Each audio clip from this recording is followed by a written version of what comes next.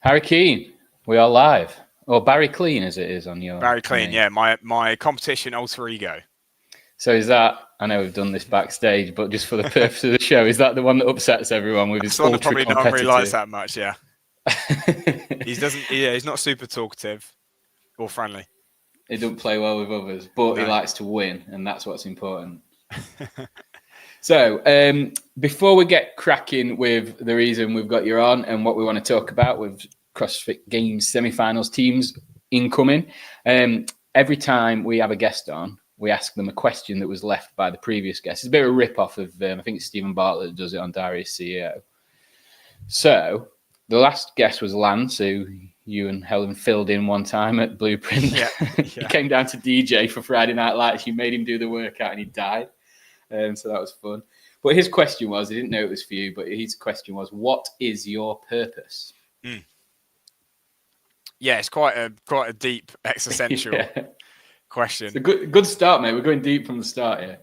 Yeah, I guess on a more macro level, I guess really it's to always be moving forward in whatever that is I'm doing. So for me at the moment, it's being a competitor in CrossFit, but then it's also my business and my coaching and stuff like that. So carrying the same attitude for how I treat my own training and performance for my clients and the wider AOD group as well, so the other coaches' clients as well.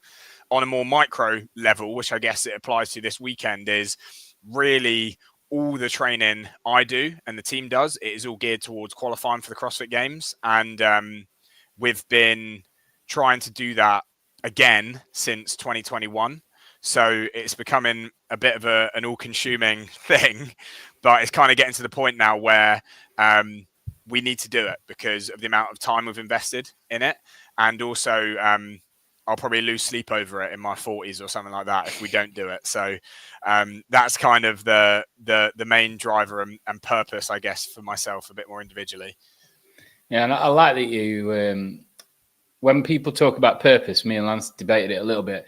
They don't always talk about themselves as being the purpose. It's normally someone else or something else. And we both said that your purpose needs to be your own individual goals and the way you want to move forward, because that's what you're left with at the end of the day. You can't rely on anyone else but yourself. So if your purpose people that do a lot for other people, I kind of think that they do it for themselves anyway. Yeah. So, and that's not a bad thing at all, but it's like, that's what they get satisfaction from, right? And that's what like gives them fulfillment, is helping others, but they're still doing it for themselves at the end of the day. So you got to, whatever your purpose is, you got to own it, right? Yeah, absolutely, mate. Absolutely. And I've heard it before. There's no selfless good deed or something, because you always get that feeling. Yeah. So I think what we're going to focus on primarily for this show is the semis and is your CrossFit Games experience so far. And then I think we could have another show at a later date and delve into AOD and the history and the stuff you're doing and your coaching, because that's really cool stuff that I think would be a good message to get out. But what we're doing over the next tonight and then the next 3 nights, tonight we're going to review the workouts and how Team AOD Blueprint CrossFit, or whatever the long name is, are feeling ahead of tomorrow when you start. And then we're going to jump on each night, Friday, Saturday, Sunday, and do a 10-minute wrap up of how the day's gone and what we can expect from the next day. And like we said, we'll look at your face as you dial in and be able to tell if it's going to be a good chat or not, or if you just don't dial in at all. Then, to be fair, normally we have, because online stages, it's always an information game. And we have our little birds in various different corners of the world that feed us information. Whereas because it's a global leaderboard, it's going to be a little bit more challenging to get hold of those bits of information that are important. So I might just be content and we could be doing absolutely shit, but I have no idea. So, because I remember last year of quarters, it was a case of like, we did a workout and it's like, we get some people's scores, we start figuring things out, and I'm just like, we got to do it again. We're going faster. Like, they're like, well, what are we going to do differently? I'm like, same thing, just quicker.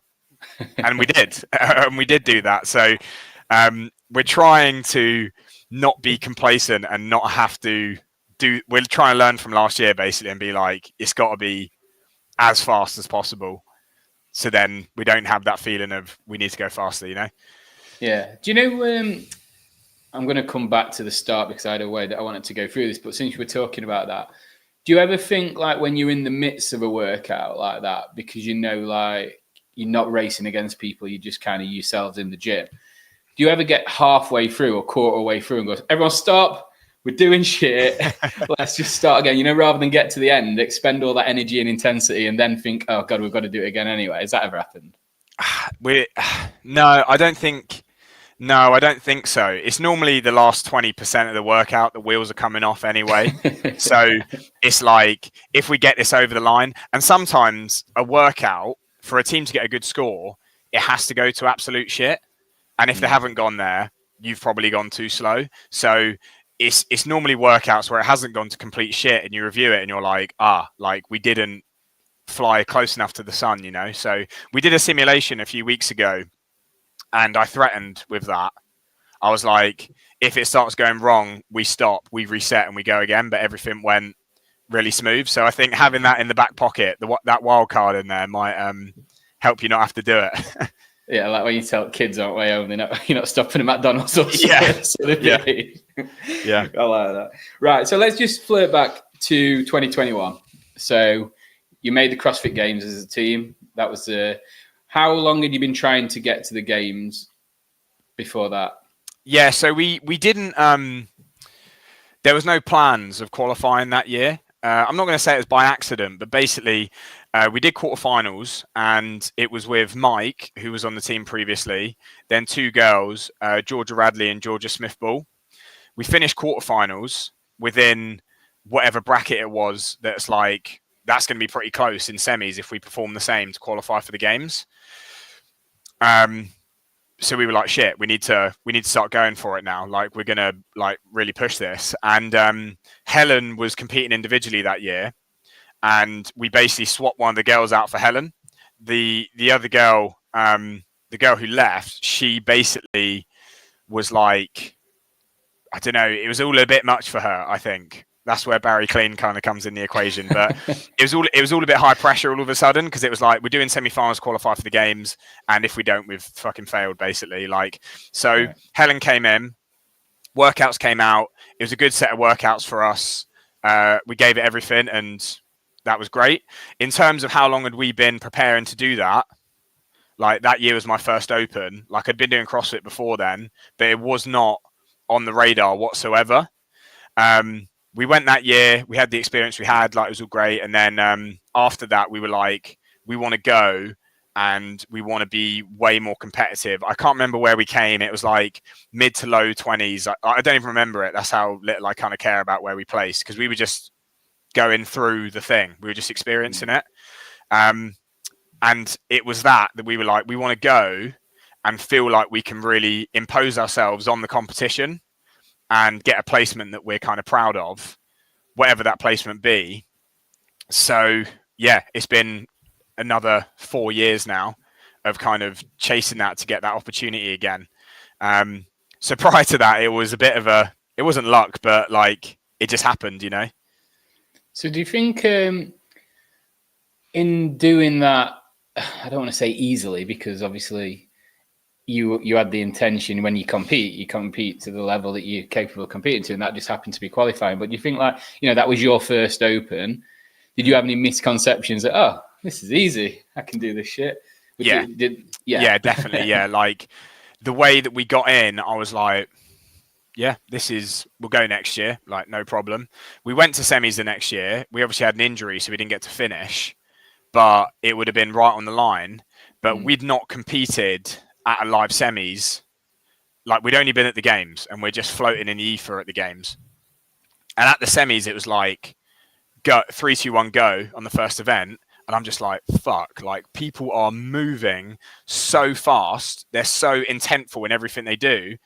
And we just had not experienced anything like that. So that first year, we could have made it. We had the injury, so we didn't. But that was the learning curve of this is the level, this is how people are doing it, and that kind of thing. And then following since then, it's been we have a lot more respect for what it takes, the intensity of the competition, things like that. Because when you're competing in the gym, and that was the most of our experience was just in the gym at that point, you don't even know, do you? Just doing what you think you can do, really. So we're back to the same method of qualification that you experienced in 2021 then, I guess. Yeah.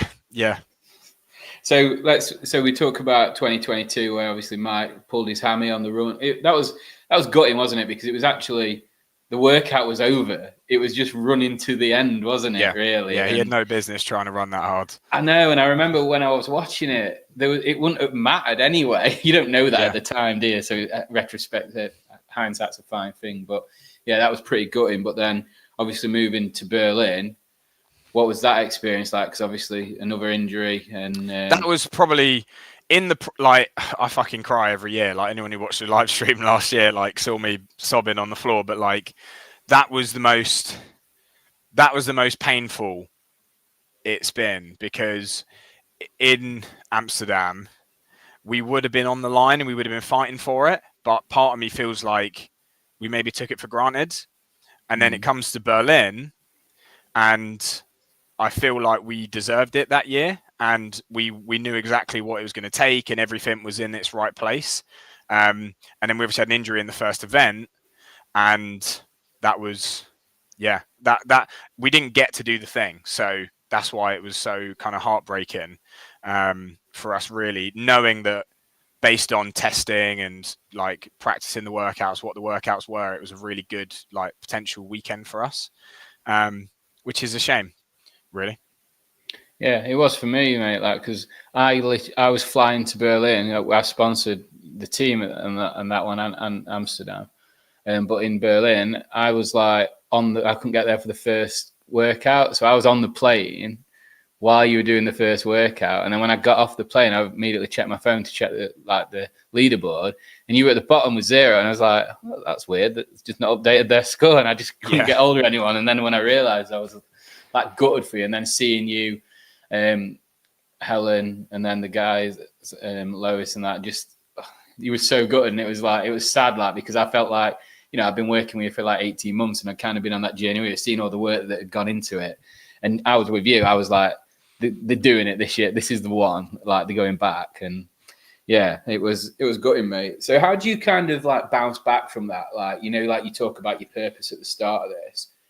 Is it by having that clear, like unrelenting purpose of succeeding in this sport that helps you bounce back from such a hard loss like that? Yeah, it's hard because the feelings are different every year. I mean, after I'd basically get injured from overtraining after those first 2 years because I was so frustrated, and I just wanted to just improve, and there's nothing you could do about what had happened. It didn't happen this year because I'd obviously learned from my mistakes doing 2 years in a row, but I don't really know, because I also don't know at which point you get tired of it.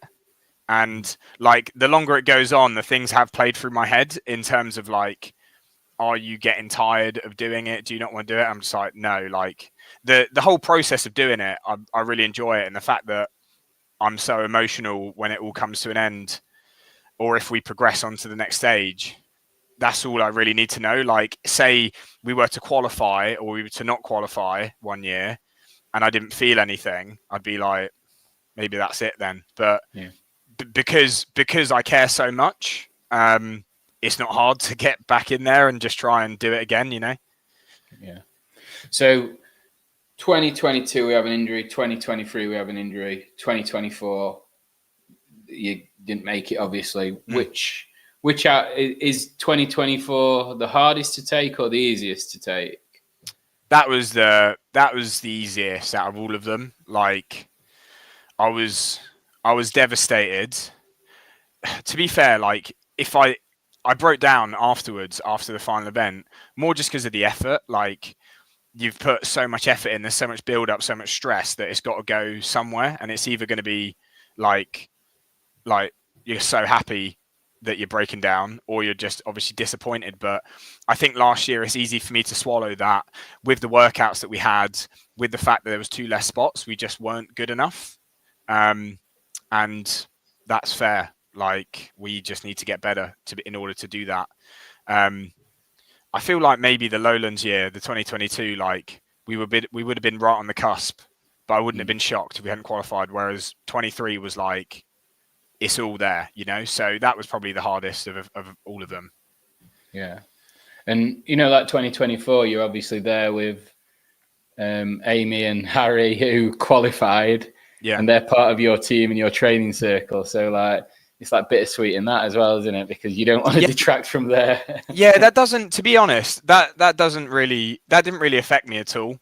Like, I was so happy for those guys, and like Harry finished and they announced it, and I hugged him and I was like, bro, like, I'm so happy for you. Like, it would have been so much, but what's the likelihood of having a training camp that's got like so many athletes qualifying in 1 year? It's like, to pull that off is ridiculous, right? So them qualifying, I didn't really envy them. I wasn't jealous. I was just happy for them, because it's just a totally different thing. I know other people may feel differently about something like that, but I was pleased for them. Yeah. And this year, so we start tomorrow. What's tonight look like? Because before we jumped on, you were talking to me about the amount of carbs you've got to eat. So that would make some people jealous. So talk us through that. So the prep now is basically tapering and just getting everything right. So like this week, I've worked less than I normally would. Not that it's normally super stressful, but it's like I'm just bringing that down. So I'm booking out cool slots, things like that. Tapering down the training. So the taper this year has actually probably been one of the biggest tapers I've taken. As in, like, this week I've done barely anything, like 90 minutes, an hour a day max. And then last week as well, I was tapering. So I've brought things down quite a lot. It's because my training volume this year has been higher than previously. So the more that you train, the longer your taper needs to be, because the recovery demands are going to be longer. And then in terms of nutrition, it's basically just trying to top my glycogen stores up so that I am as full of energy and carbohydrates as possible for the start of the competition. Because like I was saying to you before, as soon as you start working out, you can try and eat as much as you can, but you're not going to be able to keep topping up those stores the whole time. So you need to be very fueled so that on the last day, you're still like ready to go. Your body's fine. It's just the neurological kind of load that's harder to manage, but like the body's going to be there. It's going to be fine, And it's got to be, I'm assuming, like, it's got to be particular kind of carbs. It can't just be like, you're not just going to be getting your Easter eggs out and just smashing. No, because you've obviously got to be sensible with the calories. But obviously, if your fat intake's too high, especially very close to the competition, you're going to feel like real sluggish, because you're just got so many calories in you.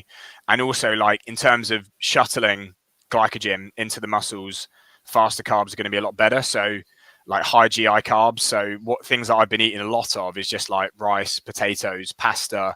And obviously I'm eating like a normal amount of fat, but the carbohydrates is through the roof, basically. So, this is a bit of a sidebar. Obviously, like, I listen to Greg a lot when he's on podcasts, and obviously they talk about carbs being the enemy.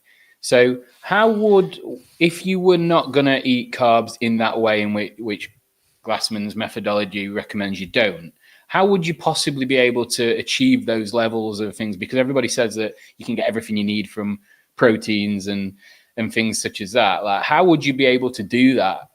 It's because his methodology is based off of 1 hour of intense exercise for like 4 to 5 days a week. Okay. And then it's a methodology that fits. It's like CrossFit's like the most efficacious way to get fit inside of the realms of what is reality for people. They can spare an hour a day, so you don't need to eat insane amounts of carbs, because you're trained for that hour a day, you'll deplete your glycogen stores, and then eating like more regularly, whatever you want to call that, you're going to keep yourself on an even keel. You're not going to like dig this really deep recovery hole. But then people that are training like 15, 20 hours a week, it's like you can't avoid it, because you have to eat so much. Like, even if you're doing low intensity work, even if you're doing zone 2 training, you're still burning glycogen. You're obviously isolating that aerobic system, like trying to oxidize fat. That'll be what's predominantly doing it, but you're still burning glycogen, like, and you're still depleting yourself. So it's more of a case of like, it's it's not like strictly unhealthy, but that's not what someone's doing for health. They're doing it for performance. Okay. Someone's not training 15, 20 hours a week for health either. It's be absurd. Like that's not a healthy thing to do. You'd be much healthier spending your time doing other shit, like read a book or something. I don't know. Like it develop you as a person much better than doing more training. Yeah, that makes perfect sense. So just one more thing that you touched on there, mate, about tapering. So, when you're, excuse me, you're training excessively, which you have to maintain the level of fitness that you need in order to achieve the goals that you've got. How does tapering work? Because I always feel like, and this is completely uneducated, so you'll be able to fuck me right up here. I always feel like your body will get used to that stress. So then if just before a competition, you change everything your body's used to, does that not sometimes have a detrimental effect on your body because it's not in a state that it's used to being in before you then put it through something? Like, I think people that get affected by that are people, it's purely like a psychological thing, because you don't taper all the time, but within your training, it needs to undulate, as in like the load and the fatigue builds, and then you need to like deload or just bring it down. So then you can recover and adapt, and then you're coming back up again. So the idea is that you're obviously, you've had this massive load of training. You've got this really high level of stress, and the more stress, the more training you do, the longer you need to recover from it. So it's purely just a recovery period to get yourself at baseline. And the way in which you would taper would generally be a reduction in volume, but the intensity of the things you do stays exactly the same, if not maybe a little bit higher, because you're then like staying really sharp, you're touching on those things, but you're not kind of digging the well deeper for the recovery and the volume and things like that. So like, I'm competing for 3 days this weekend. I still trained today, and it was all actually like quite high intensity, but it was such a small amount that it's like, I've just done it. I've walked off, like it's not affected me at all. And throughout my taper, what I'll monitor is like my resting heart rate, my HRV, my sleep, things like that. And generally, as your stress comes down, all of those variables improve, so that I'm expecting to wake up tomorrow. I've had 9 hours sleep. My resting heart rate's like the lowest I've probably going to have seen it for a year. My HRV is going to be like, what the fuck, dude? Like, you need to do some hard exercise. Like, where's all the stress gone? So that's the idea, is like, you're right on the edge of detraining, basically. You're maximally recovered. And getting the length of that right is a bit of an art to it, and it's experience as well. Because it's like I was saying, I've taken a longer taper this year. Previously, I've tapered less. Sometimes I've tapered too much. Like, you got to know what works best for you, really. Yeah. So we are prime Barry Clean going into tomorrow then. Yeah. I'm going to be ready.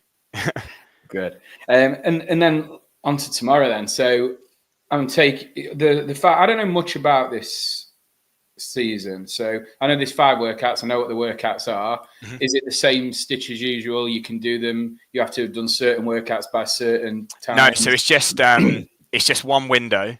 So the window's just opened. Would have opened. Oh no, I think the window opens actually at 8 p.m. maybe, which is in a little bit. So the window's open. Then you've got until Monday night, 1 a.m.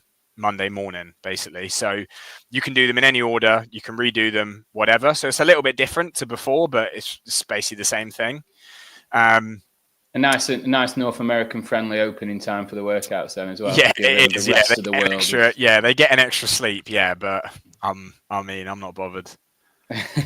So have you worked out what order you're going to do the workouts in that's going to work best for you? Yeah, we've worked it out. I think when we were kind of working it out, it wasn't. Because we had the age group at Blueprint not that long ago, and we had 2 guys qualify from that, which was good. But we basically arranged it so that the first day you do the things that you're going to perform best in when you're fresh, but they also kind of have the least like eccentric loading, so they're going to make you the least sore. Okay. Day 2 is going to basically be like hell on earth, and then on the 3rd day you're just kind of finishing it up. And if you need to do a redo, you got to just kind of dig in and see if you can grind out a better result on something. So that's kind of the plan. Like, tomorrow is we're going to do the front squat first, so we're freshest when we're lifting, and then we're doing this the wall ball rowing toaster bar workout, which shouldn't be super like fatiguing in terms of soreness, but because it's quite a simple workout, the margins are very, very fine. So we want to be basically as switched on as we can be for that workout, because there's a lot of strategy, there's a lot of timing, there's a lot of awareness that you need. You can't just grind your way through it and expect a good result, basically. What's the format on that one? Are you partnered with one of the girls and you guys just do it? You go, Yeah, go as you see fit.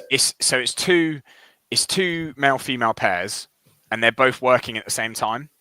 Oh, and right, okay. when one pair completes, say, their 100 wall balls, you can't progress onto the next movement until the other pair's finished it as well. Okay. So it's not synchro, obviously, but you need to be pacing it and making sure that people are getting their work done at the same time, so that you're not just kind of leaving work on the table.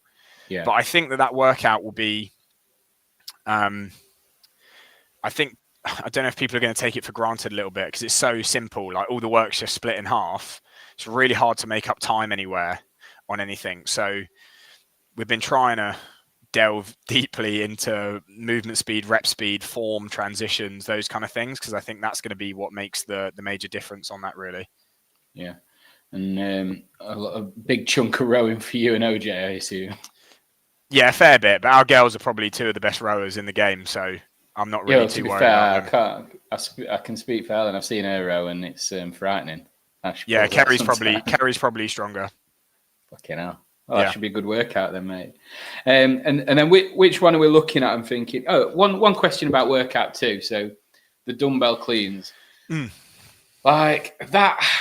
I feel like that's a shit movement, like, to judge. And then is that a worry when you go into something like that, thinking like, I don't know, just these workouts? If I'm totally honest, like, I never complain about the workouts. I'm generally pretty on board with CrossFit's programming, and these. I don't mind the programming as such, but I just mean like, well, that is on the video. Yeah, that is an element of the programming, right? The logistics of it, and I basically just looked at it, and the things that give me anxiety are the things that are outside of my scope of control, and I just look at things like that. And just some of the workouts, and I am a little bit like, this gives me anxiety because I can't assure that, firstly, how standards are being withheld, but also just like fiddly quick things, like it just like gives me like the heebie-jeebies, you know, because I'm just like, it's not a fitness thing. It's about, and same as I was talking about that last workout, it's like, it's not necessarily how fit you are. It's like, how are you going to game this the best? Like, you've got to be as quick as possible. You've got to move as well as possible. There's a lot of things to consider that's outside of just getting in the bin. When like the clean and jerk burpee one, just trash yourself, right? It's going to be brutal. Yeah. So not stressed about that at all. Like, that's what CrossFitters do. It's what CrossFitters do, right? Like, they just swing for the fences, like, just see what happens. Like, that'd be great. It's the other ones that are a little bit fiddly. There's a bit of strategy, movement speed. It's like, you got to be right on the money with this, otherwise you're gonna have to redo it, and no one wants to redo that dumbbell workout. No. No one wants to be doing that on Sunday evening, bro. You know. Yeah. And what do we think to, you know, the one that's got all the controversy? Like, what the fuck is going on, man? What is going on there? If that's what they want to do, that's what they're going to do. Like, it's. So for context, for anyone that isn't up to speed, they've put an online qualifier with an 800 meter run in, 3 800 meter runs in the workout, isn't there? And you basically, it's up to you whether you do it or not, in essence. Like, kind of, yeah. Because we've actually got, like a direct passage to Bosman through someone who's in our camp. So there's voice notes going back and forwards. And it's just a little bit like, he's just like, yeah, like we're kind of trusting that the judges and the athletes' integrity is going to hold up, and it's just like, but people are just cheating left, right, and centre. Like, it's so, like I said, my anxiety when I saw the workouts was like that, because we're gonna execute that perfectly outside of our gym. We can run 800, we can do 2 400 meters. It's going to be flat. It's going to be fine. Like, we can perform well in that workout. I can't control what happens everywhere else, you know.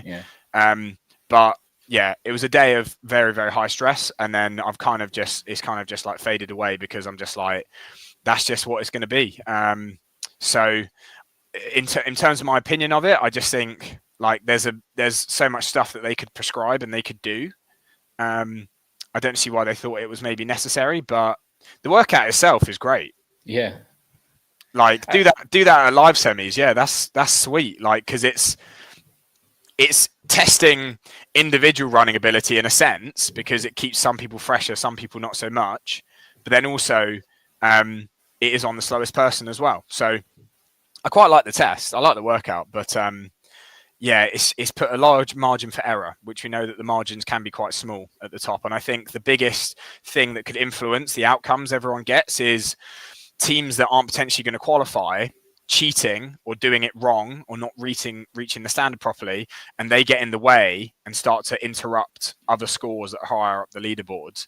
And if there's going to be like a thorough vetting process for that, which I don't really think there is from the language and stuff they've been using around the video reviews and things like that. So, because I can guarantee that every team that is trying to compete to qualify for a spot, I trust that they would all probably do it properly. Because that's just like, because someone said to me, they're like, well, why don't you guys just like not run? I'm like, because we have the best performing team in the country from last year. We have probably the highest performing gym in the country. And it's like, that's not how you do things. Like, we're literally at the forefront of this.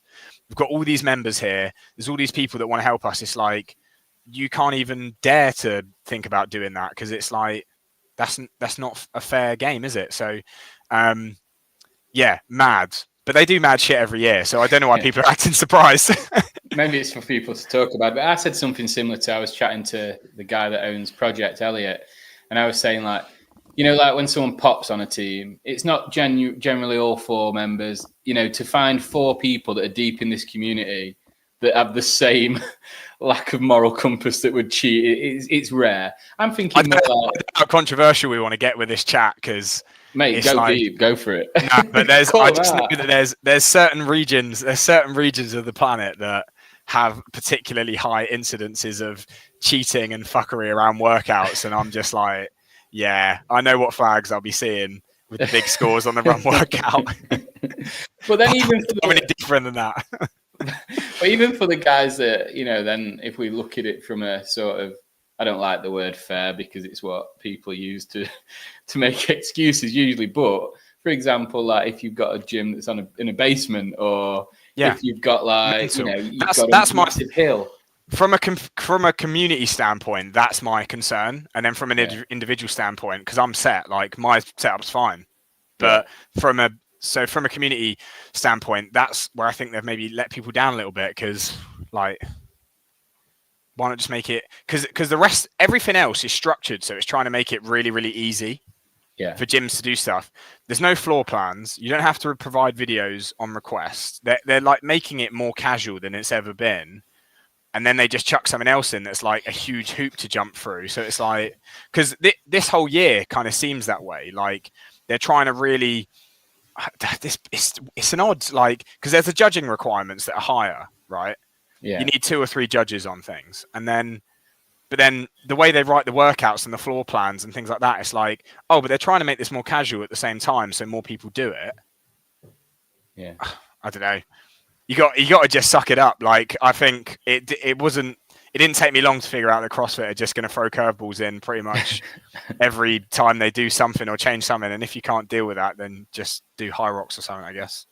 Yeah, well, that is just CrossFit anyway, isn't it, as we know. Yeah. So 20 teams going to qualify. I know you're feeling confident, but are those numbers that you like the look of? Because I guess it's 20 teams qualifying, which is significantly less than last time. But has it been mitigated by the fact that only one team can go from each gym, or have them teams just gone and found other gyms?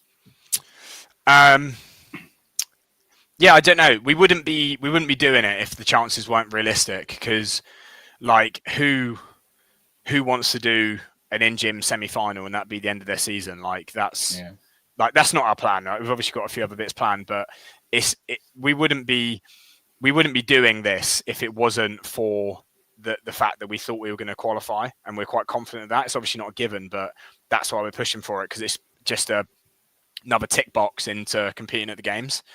I think the fact that gyms can only have affiliates can only have one team does benefit us quite greatly because we come from a region that has a lot of gyms, or a few gyms that put quite a few teams in that are really, really high quality.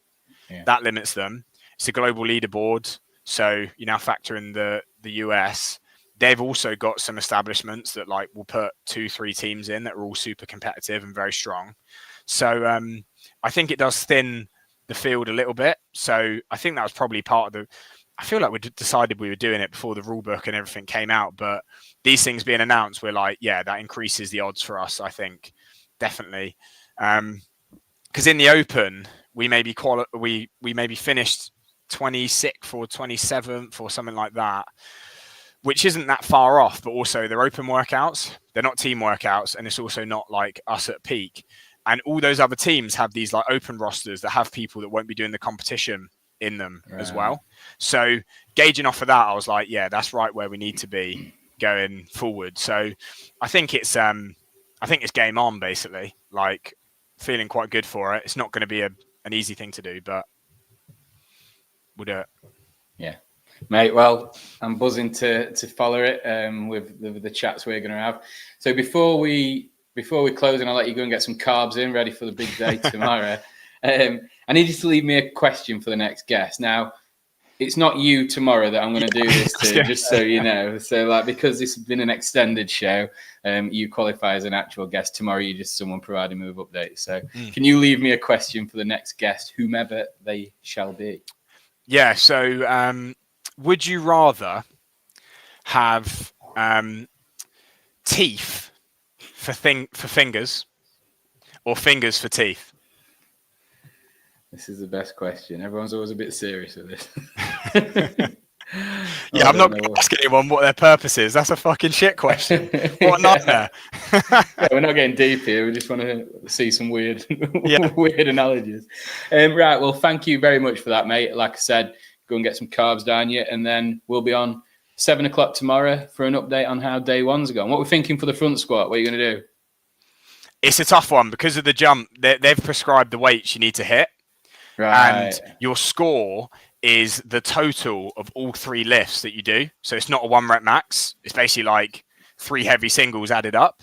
The way that the weights fall, I'll probably just hit 175 3 times. It won't be ridiculously hard, but the next weight's like 184, which is like just under my lifetime. And if you miss a lift, we're resetting and everyone's got to go again. So so it's one of those where it's similar with a lot of team lifting. It's like just play it relatively safe. Everyone just hit strong numbers. It's going to be a good outcome. Like we don't have to go silly on that one. Maybe Helen will. Who knows? Yeah. Probably. Right. Well, I look forward to them numbers, mate. But thank you. If you just stay on a sec, I'll shut the live down now, mate. It's always awkward this bit because it stays on for about 3 seconds.